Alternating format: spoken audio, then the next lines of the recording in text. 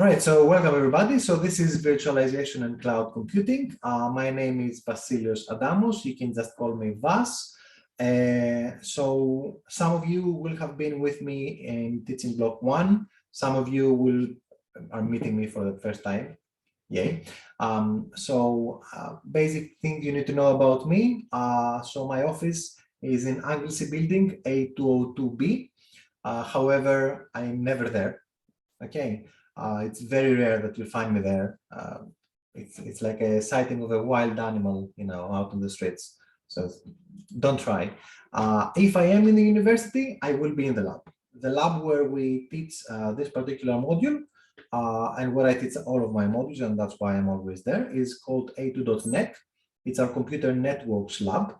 Okay, and it's an Anglesey building, 2nd floor, and it's all the way to the left at the end of the corridor on that 2nd floor. It's a big lab, you can't miss it. It has 2 doors. If you're coming from the left, the first door doesn't work, the door on the left, so always use the door on the right. Okay, you can get in contact with me via email. My email address is simply name.surname@port.ac.uk. And for the purposes of this module and another MSc module that I have as well, I have a Discord server whose invite URL is the one down here. So please join that so that you can join the specific channel for VCC, Virtualization and Cloud Computing, in which I will come in and help, and you can help each other as well with any problems that you might have with the course in general or with life, I don't know. And you can help each other, or I can pop in and help you out as well. If it's something that's fairly urgent, then you cannot wait until the next lab session that we'll have in class. All right. So what are we dealing with? The unit. So we'll have weekly 2-hour lab sessions. Okay. So all of your labs are on Thursday. I have 4 sessions that run. There's 9 to 11, 11 to 1, 2 to 4, and 4 to 6. You need to come, you need to join the timetable session as it shows on your timetable, essentially. Okay.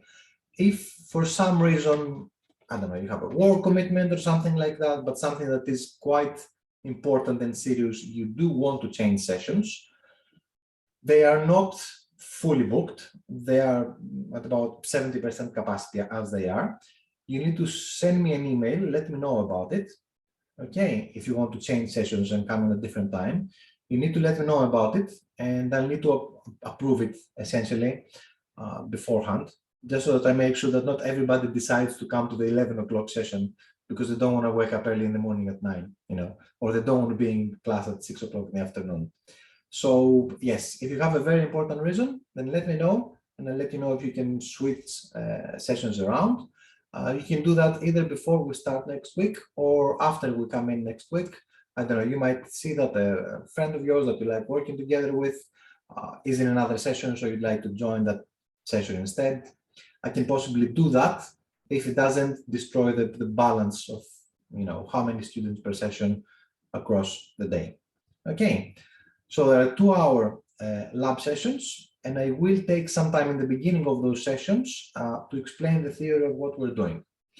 However, because I found out in the past that this makes me repeat myself quite a lot, so I would have to explain everything 4 times a day, essentially. And because it has turned out that you having these recordings of me explaining the lectures and the theory via Zoom, I am thinking of adding 1 lecture hour per week, something like on a Wednesday morning, maybe.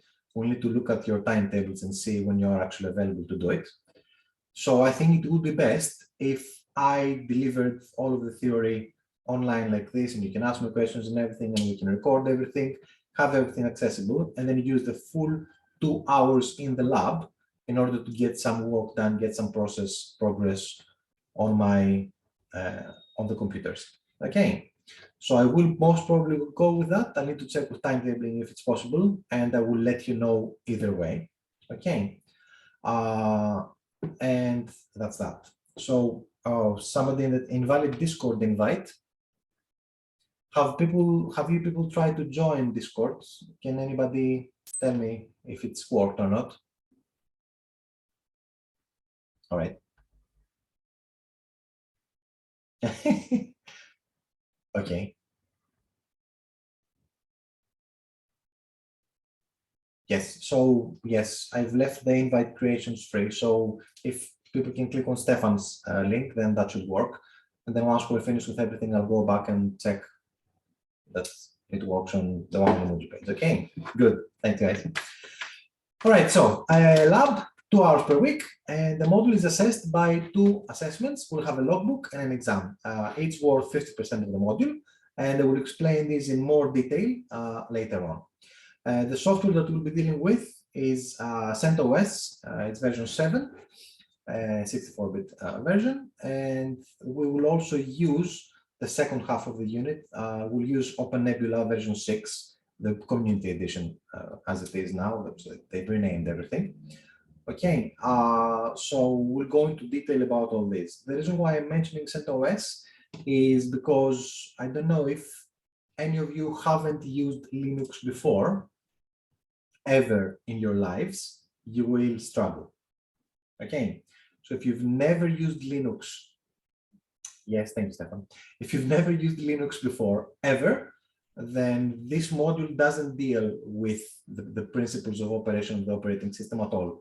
I pretty much assume that you know and you've used Linux before. All right. If you haven't, but you're still very keen on virtualization and cloud computing and everything, and you still want to stay in this module and take it, I can give you the notes and direct you to all the videos and all the material from the first semester module. Basically, I would think the best would be the first year module that computer network students take. Okay, and you can practice on Linux as an operating system on itself on your own free time, and you'll need to do that quite quickly. Okay, so if you've never used Linux before and you've never, you haven't had an experience, please let me know as soon as possible so I can give you some additional material and help you out with that. Okay. Yes, the learning curve is not that bad really, and the lab sheets are quite detailed. They've gone to almost a step-by-step guide, command and everything else. Okay, so you just need to know your way around the operating system, how the file system works, and a few very basic commands, and that's it. You don't need to master the operating system in order to do the lab sheets, essentially. Everything about the unit that you need to know is on Moodle. So that's where I will have those lecture slides. I will have the recordings, links to the recordings for my YouTube channel. Yay.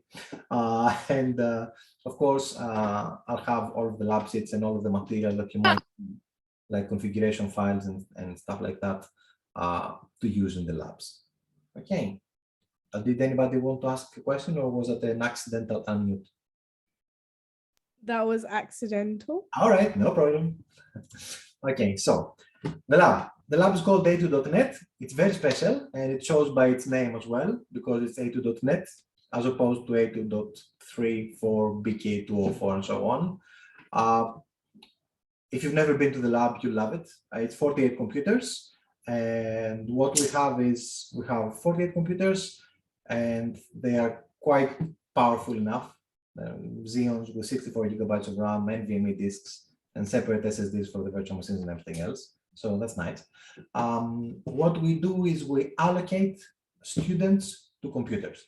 Okay, so the computer in the lab is your computer for the rest of the semester. So when you come into the lab in the first week, so next week, you will sit on a computer, and I will allocate you a username for that computer, and that will be what you will be using for the rest of the semester. Okay. The computers themselves have user accounts that start from VM1 and go up to VM10 nowadays. So you don't log in with your normal UP student number, blah, blah, blah. You log in as VM1, VM2, and so on. I'm guessing for you, the way it's worked out now, you're going to be something like VM3 and 4 in the morning, and then VM9 and 10 in the afternoon slots. Okay, all the ones in between, all the usernames in between have gone to Mondays and Tuesdays afternoon, first year students. It doesn't make a difference anyway, all accounts are the same. Okay, so you come in the lab, we allocate the computer to you, and we allocate the username to you. Now what we do is, in those accounts, we have VMware installed, and we already have a virtual machine that is built, and you can just open it and start it up. Okay, that virtual machine is called Prometheus, yay, because I'm Greek. And it's already configured for you to use, so you don't need to build it. You can use it as it is, and you can start working on the lab sheets straight away. The reason why we've done it like that is so that we can fit 10 user accounts with local storage per computer that can be accessed simultaneously. All right. Now, this is a tall order, having 10 users remotely simultaneously on one computer. And I try to space and position the students in the class in such a way that to try to minimize the number of users on a computer. So you'll see that the morning students will sit on the left side of the class mostly, the afternoon students will sit on the right-hand side of the class mostly. So we try to do tricks like this to sort it all out. It means that you can connect remotely to the computers if you need to, and you can access your account, and you can start your virtual machine, and you can work in there and do whatever you like. It's also very good because if you break anything inside the virtual machine, or if you break the operating system itself, because you will be able to, because you will be root, you will have root access to it. It doesn't matter, we can just restore the virtual machine, and you can make a backup of it, you can take a snapshot of it if you like, and so on, and that's it. You know, you will not break the actual computer itself. So whatever you do on that computer will not affect the user of the computer for any of the other users that might be using it for other classes. Okay. Of course, goes without saying, you come in the lab, work, please tidy up before you go. So what do we have assessment-wise? The first artifact is the logbook. So it's going to be an e-logbook. I would prefer it if it's a Google Doc that you will create, and you can share it with me if you want to show me what it is, and so that I can give you some feedback on it. It's supposed to be kept during the practicals and submitted at the end of its semester after a mini viva. So this means that you come in the lab, you'll do your work on your computer, you will have your logbook open with you on your computer as a Google Doc, most probably.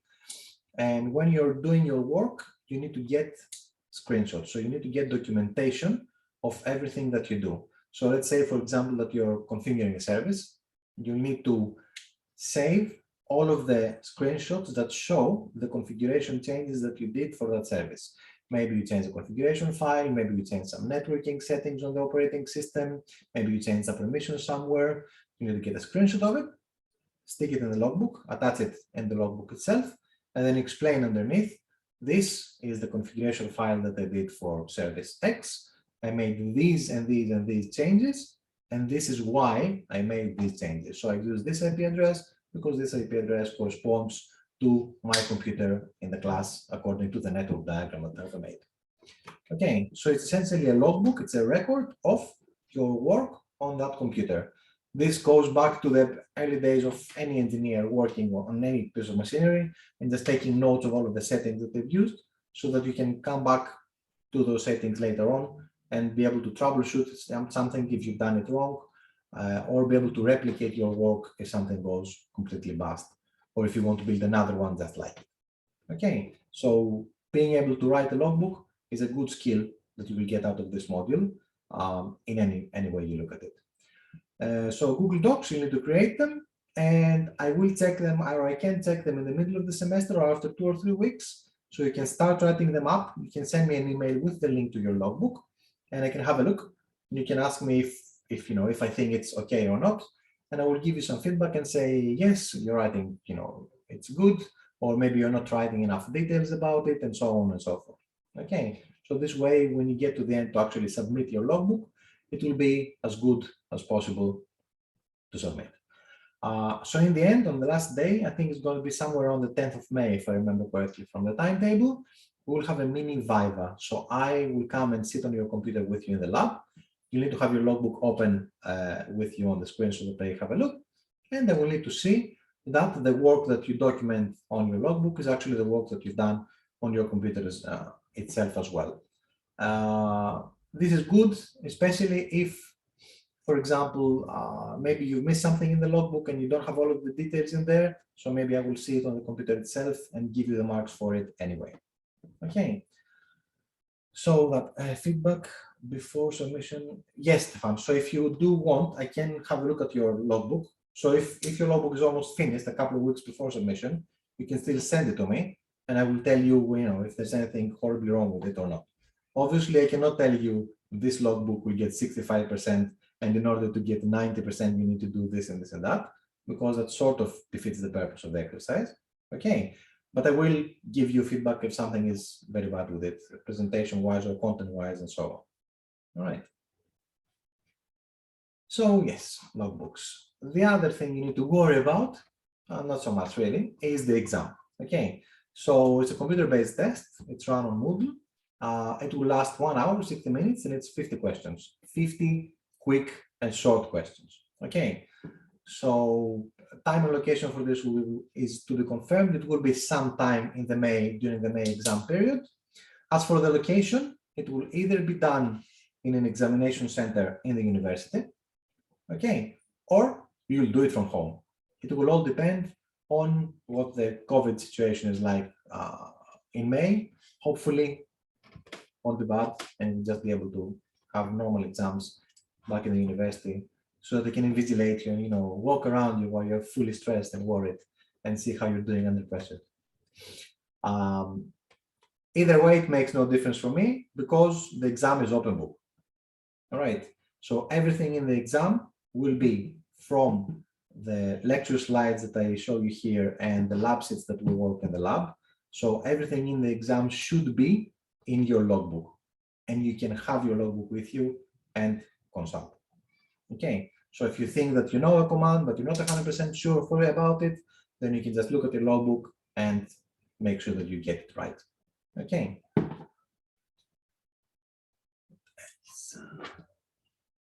Yes, even if it's in the examination center, it will be open book. So in that case, yes, that's a good question, Stefan. In that case, I will most probably, I will need to sort it out.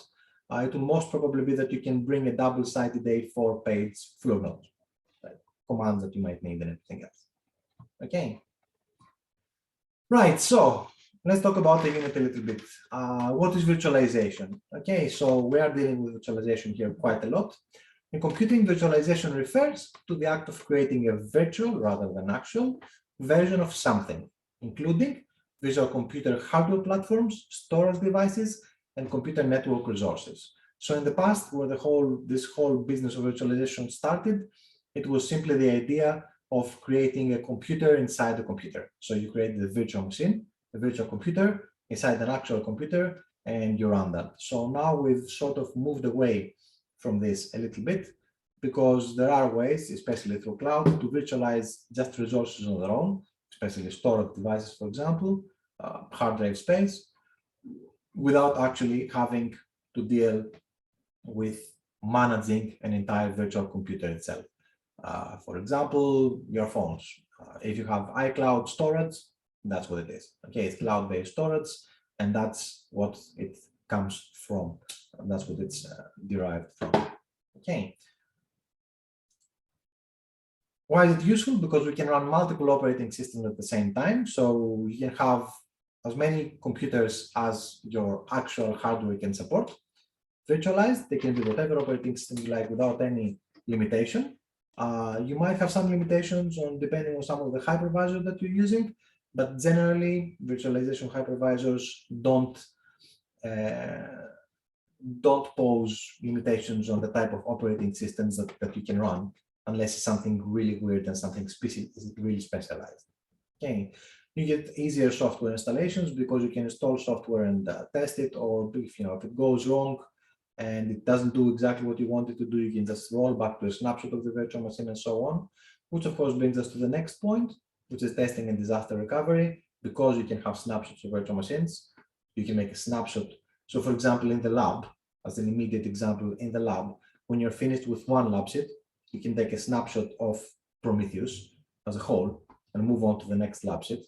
And if you break your computer in the next lab sheet completely, then you just revert to the snapshot and that's it. Okay, so disaster recovery is very straightforward and immediate. And of course, we have infrastructure consolidation. You don't need to have a huge room or a huge data center full of servers, and one server does one job. You can have as small a space as you need and you can run as many servers as you like onto it.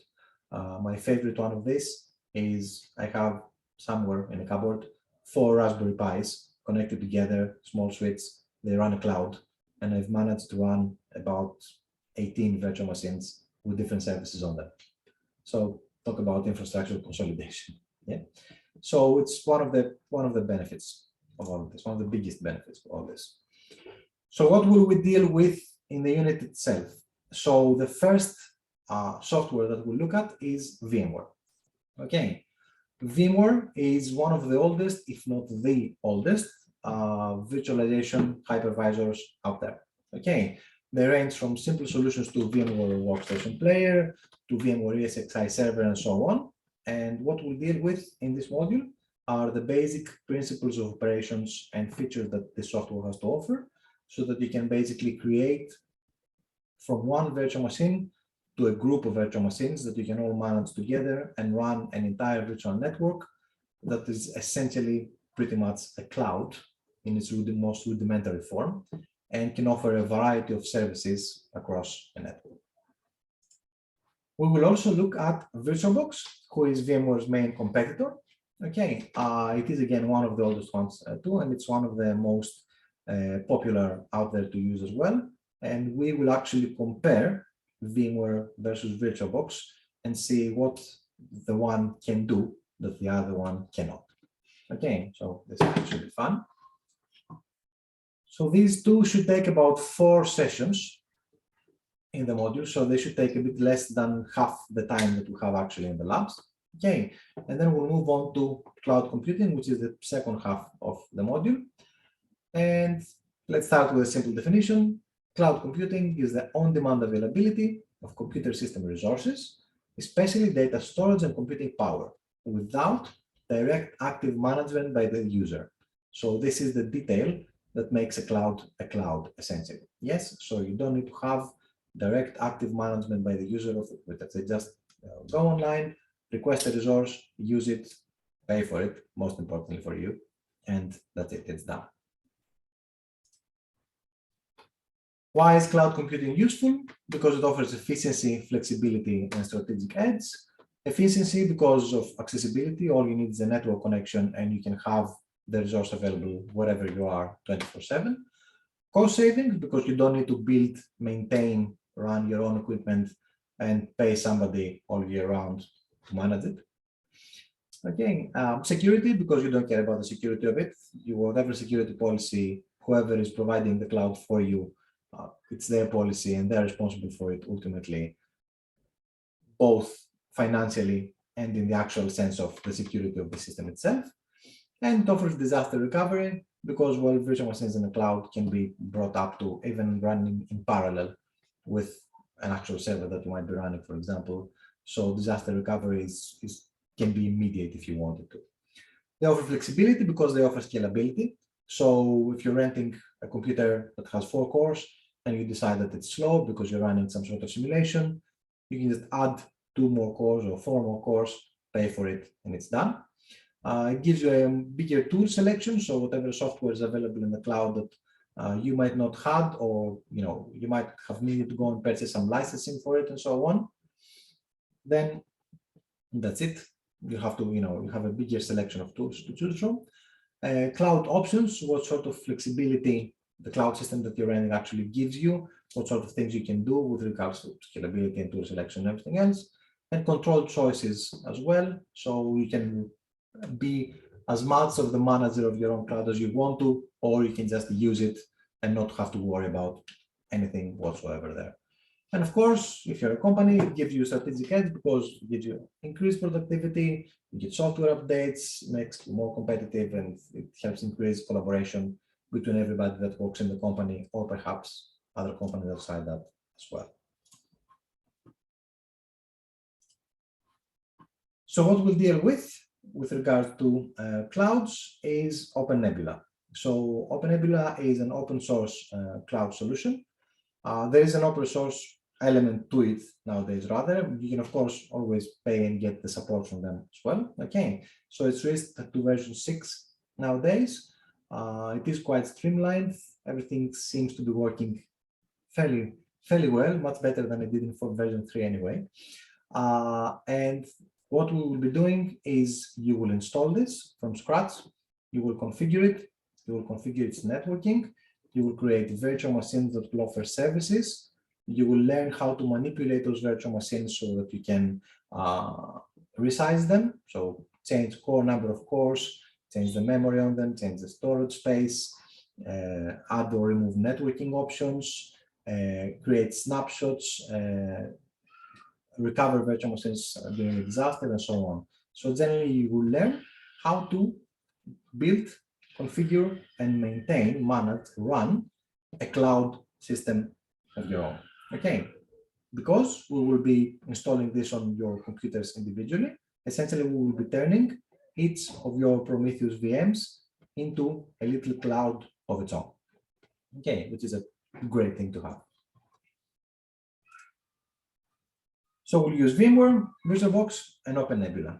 Okay, I need to say at this point that I will have some of you, whoever has been with us or with me in the first teaching block, they will have used VMware before. Okay, so that gives those few students a bit of an edge. All right. However, it's not significant because everything that needs to be done for this unit hasn't really been done in such depth in the first semester. Okay, so you don't really need to worry about it too much. Okay. Recommended reading for this.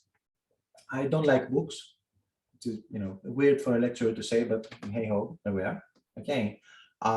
Mostly online links on the documentation of the software that we'll be using, so you can go and read about VMware Player, Virtualbox, and Open Nebula. There is a book on Linux. Okay, it's Red Hat Linux 7 Unleashed, and you can find that. You can find the electronic PDF version of it as well online. You can definitely buy it, and I've had resourceful students in the past finding it for free. All right. But don't ask me. I don't have a version of the PDF to give you for free. So you can go and you can learn about all the programs, all the software that we will use. I would like to say at this point, I had a sort of debate last year with the students. Why on earth are we using Red Hat 7? So the first debate was why Red Hat, and the second debate was why 7. So I have a couple of very good answers for this.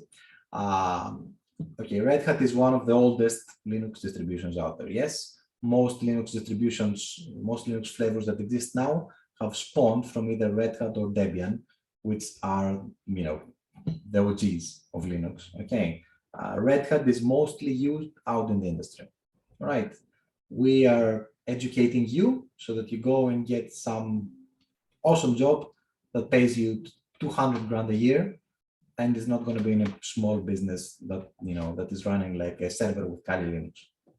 Okay, so if you are going to be dealing with big data centers or big network, big companies, and so on, you will have something like this most probably that you need to face with.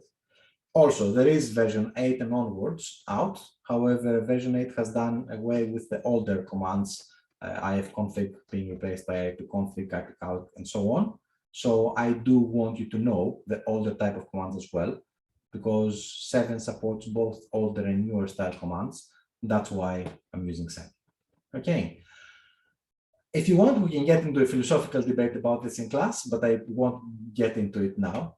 All right. So yes. So already in the chat, yeah. Exactly, yes. And this is because if you are a big company, big business, you won't be upgrading your operating system every year, and definitely not to the latest and greatest version straight away as soon as it comes out, because you will be afraid of bugs and everything else.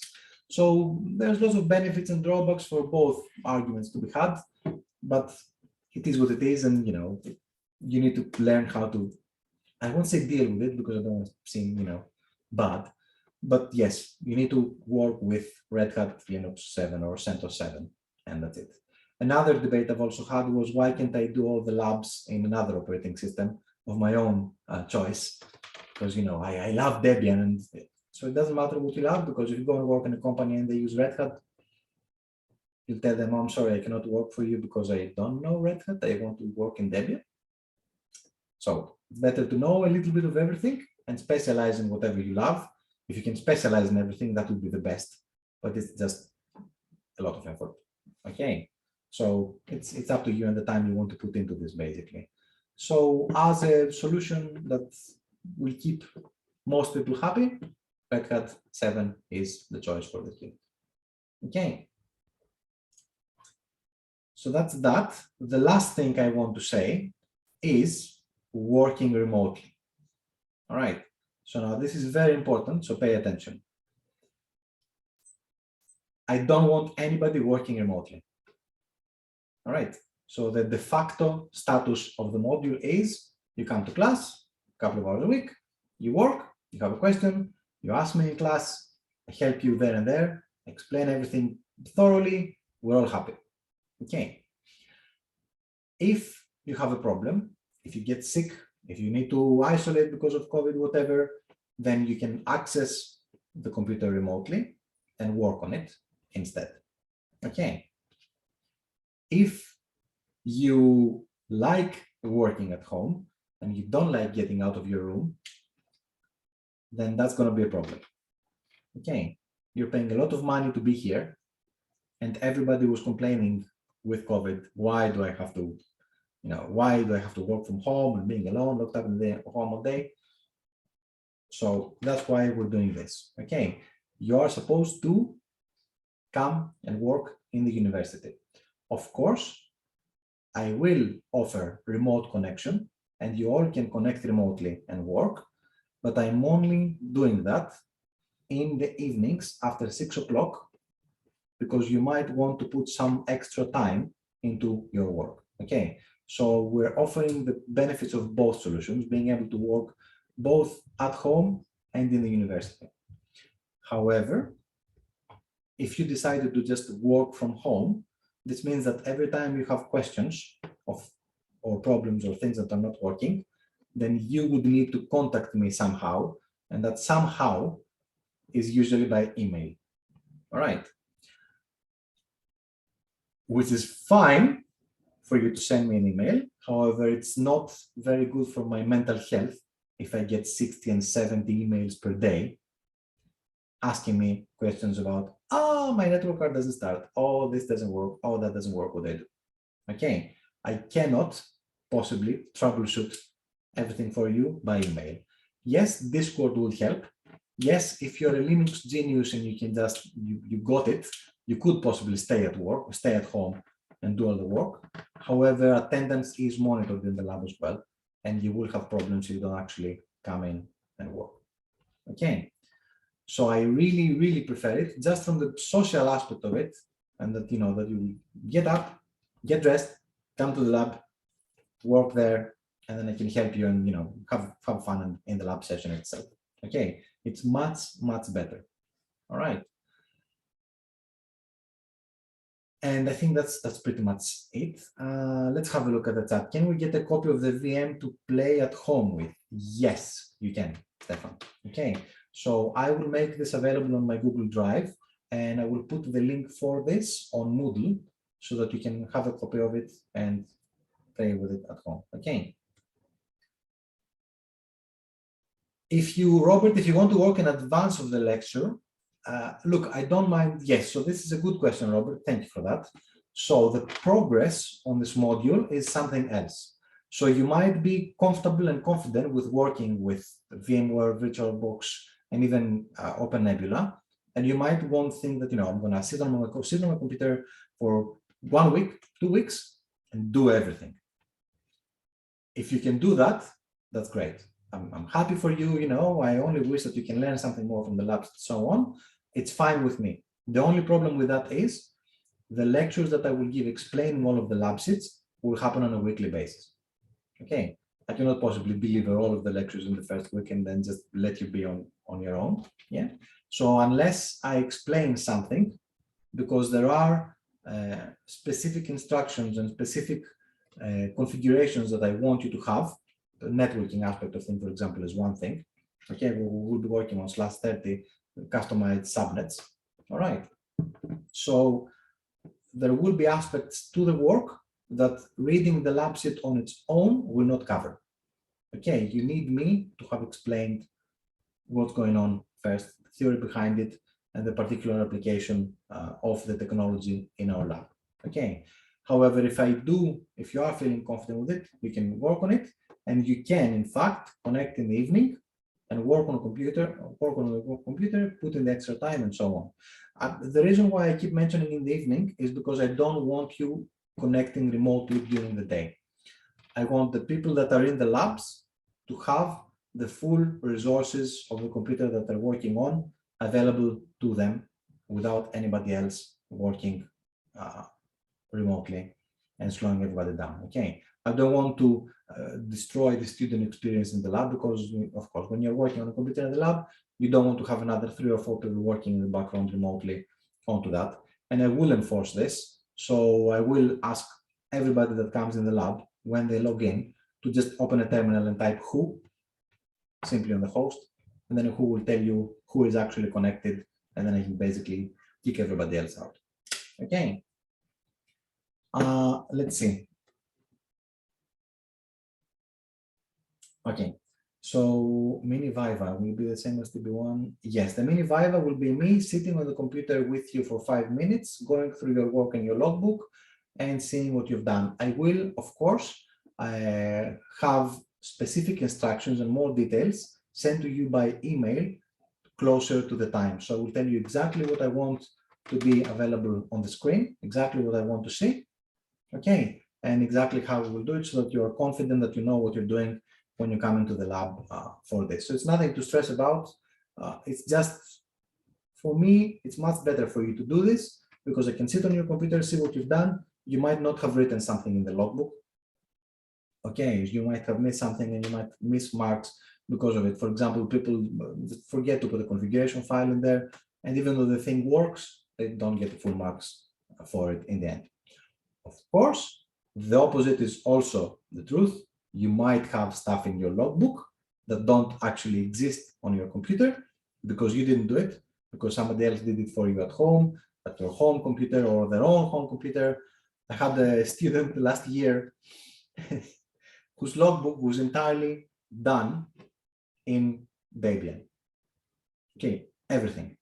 And when I asked the student, what is the apt-get command? What does it do?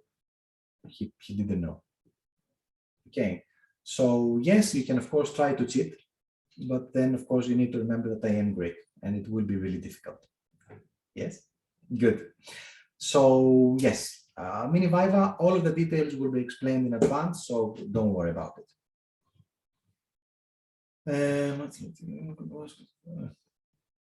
Yes, of course, could be that. Okay. So do you want to ask any questions? Just unmute your microphones and ask. I think it's better than me just reading the chat. Really? No? Everybody too shy? Mr. Vas, Yes, Mohammed. I just have one question. I used a specific computer in the lab in teaching block 1. Can I use it again in this teaching block? Of course. Okay, thank you so much. Okay, and it's good, because then the IP addresses and everything will be the same, so you'll be more familiar with it, and it's fine. So if you were here in the first semester and you do want to sit on the same computer, of course, just make sure you come to the lab early and go. Yeah, and can we use the same username, or did everything? It will depend on the lab session that you're in. Anyway, the computers have all been reset. Yes, so all of the user accounts have already been deleted and recreated. Okay, thank you. Yeah. Anybody else? Leonids, if you've never used Linux before, the easiest thing that you can do is you can download VMware Player for your Windows desktop or laptop at home, and then you can go to centos.org and actually download CentOS so that you have the operating system, and then find the book or get, yes, as Stefan put there, there's a link to Linux. Yeah, that's good as well to learn, and you can get the book, or you can go to the Red Hat manual pages essentially, because they have guides on the basic commands and everything else. Also, of course, you can send me an email and I can send you the first couple of lab sheets that are Linux based from the first year's unit that I teach. and you can follow. If you do those lab sheets, then really you should be fine. Wait, so I don't do I have to download the operating system for to Yes. actually practice on it?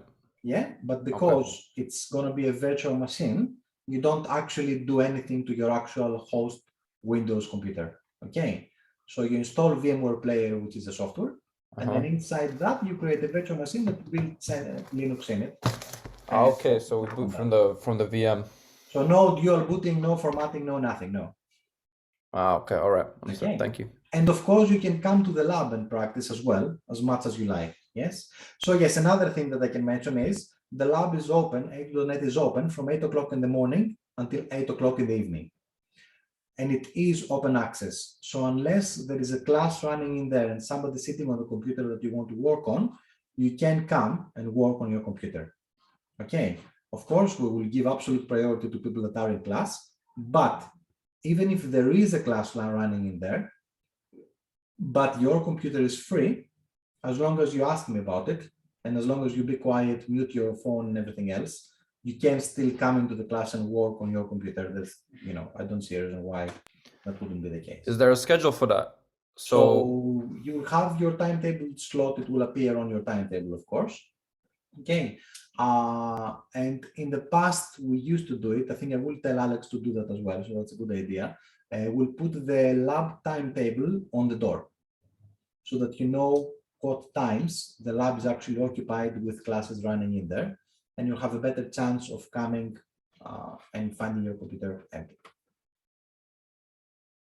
Okay. Anybody else?